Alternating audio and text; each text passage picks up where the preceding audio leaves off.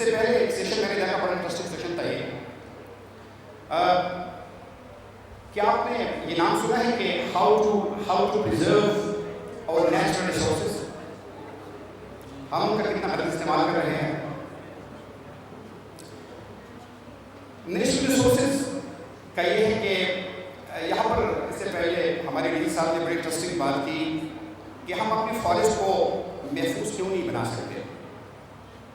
میں simple example ہے، آپ اگر آج گلیات میں چلے جائیں تو آپ کو بڑا تھک فارسٹ نظر آئے، لیکن یہ تھک فارسٹ آپ کو سوات میں، آپ کو کیلان میں، آپ کو مراد میں نظر نہیں آئے گا.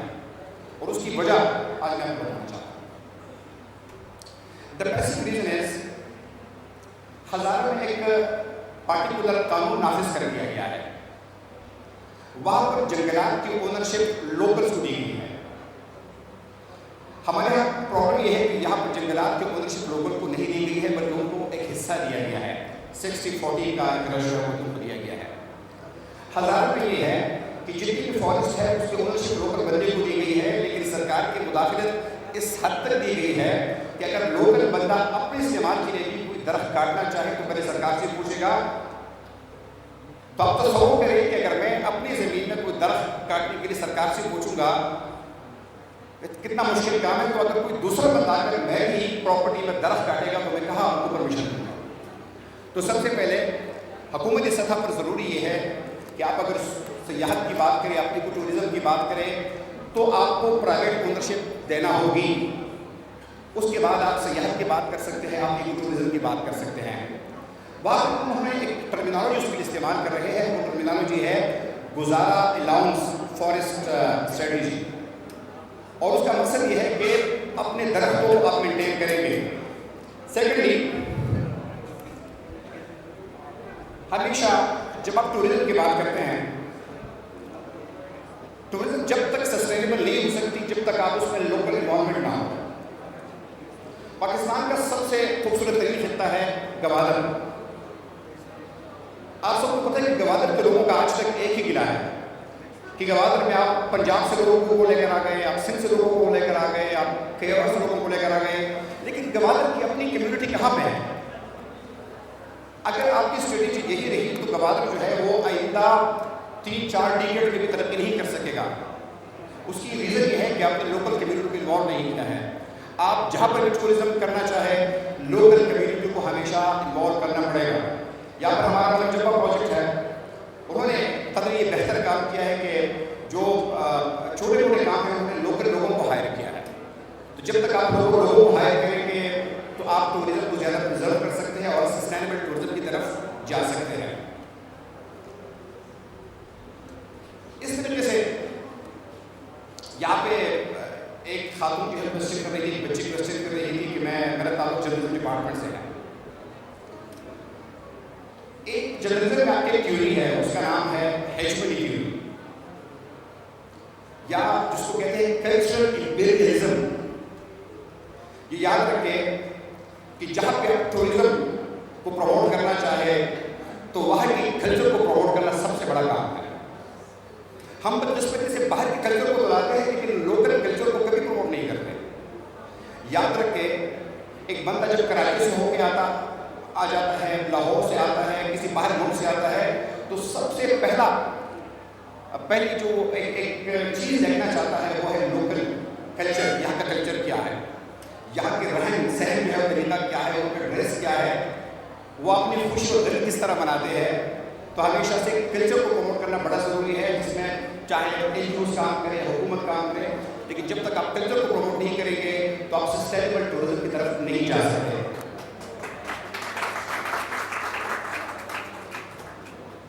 یہاں پہ چونکہ ڈی صاحب میں بیٹھے ہیں تو infrastructure development,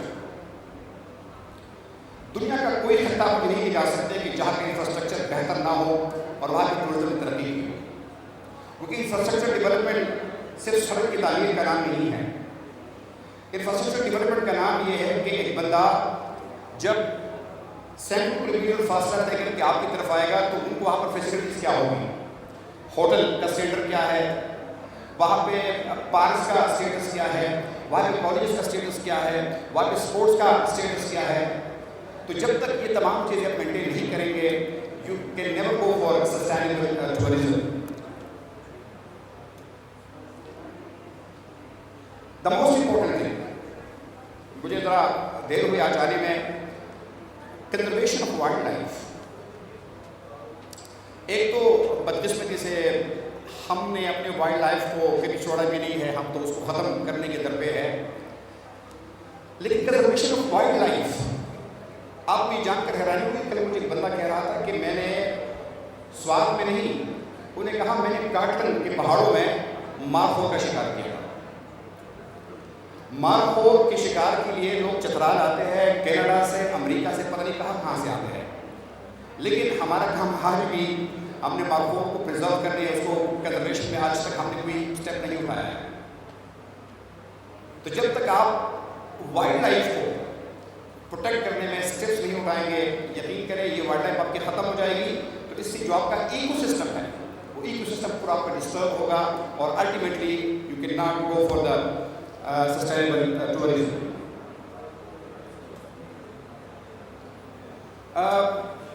The last but not the least thing، کیونکہ مجھے پتا ہے کہ کافی ٹائم آپ کو لوگوں کا پہلے سے لیا گیا ہے اور آپ تک بھی گئے ہوں گے.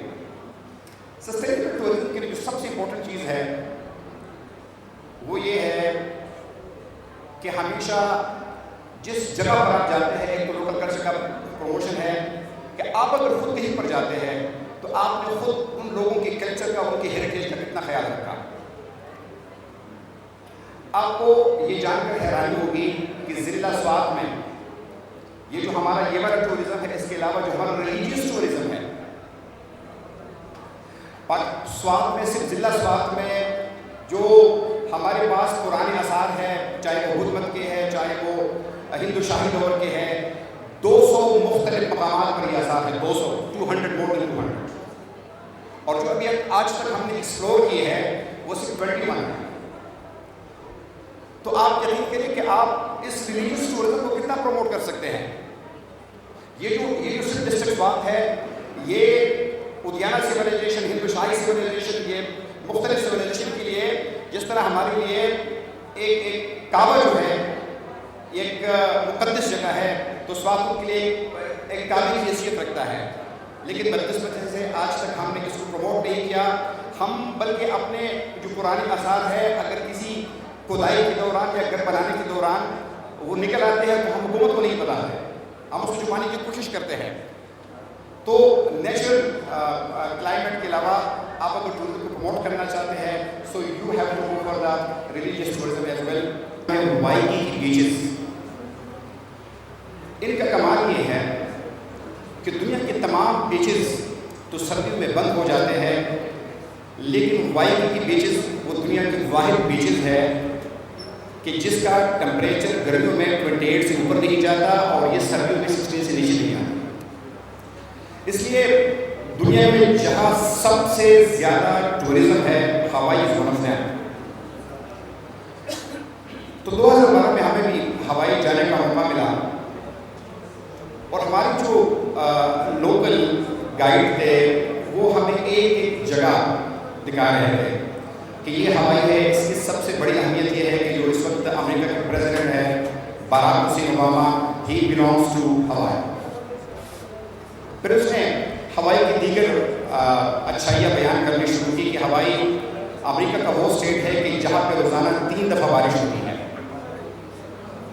پھر اس نے کہا امریکہ کے صرف 2 اسٹیٹس ایسے ہیں کہ جہاں پہ لوگ ٹیپ واٹر استعمال کرتے ہیں، اینڈ ہوائی از ون آف دیم.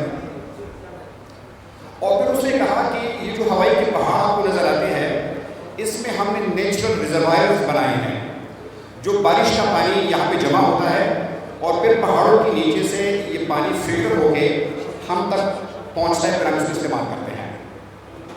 اور سب سے انٹرسٹنگ بات اس بندے نے ہمیں بتائی وہ یہ تھی کہ اس وقت آپ جو ٹیپ واٹر استعمال کر رہے ہیں، پی رہے ہیں، یہ وہی پانی ہے جو آج سے 35 ایئرز بیک 35 سال پہلے جو بارش ہوئی تھی وہ پانی آج آپ استعمال کر رہے ہیں.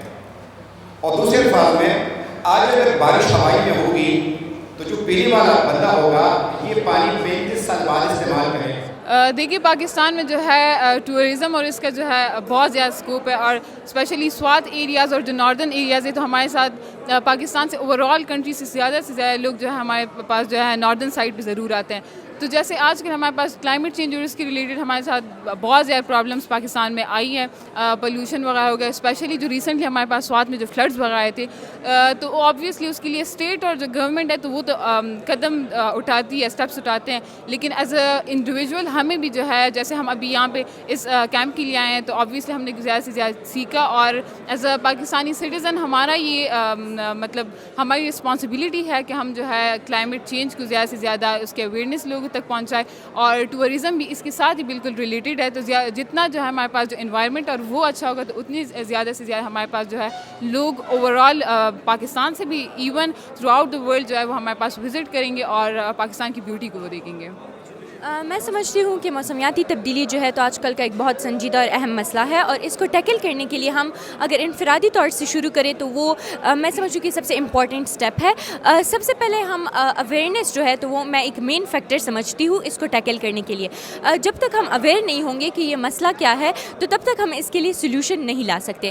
اویئرنیس کے علاوہ اگر ہم اپنے آپ سے شروع کریں، ہم اپنی کمیونٹی میں آرگنائزیشن جوائن کریں جو کہ اس کے حوالے سے کام کر رہی ہے، اس کے علاوہ اس اہم مسئلے کے لیے ہم اگر آواز اٹھائے تو میں سمجھتی ہوں کہ ہم کئی حد تک موسمیاتی تبدیلی کے اثرات جو ہم پر آ رہے ہیں ان کو کم کر سکتے ہیں.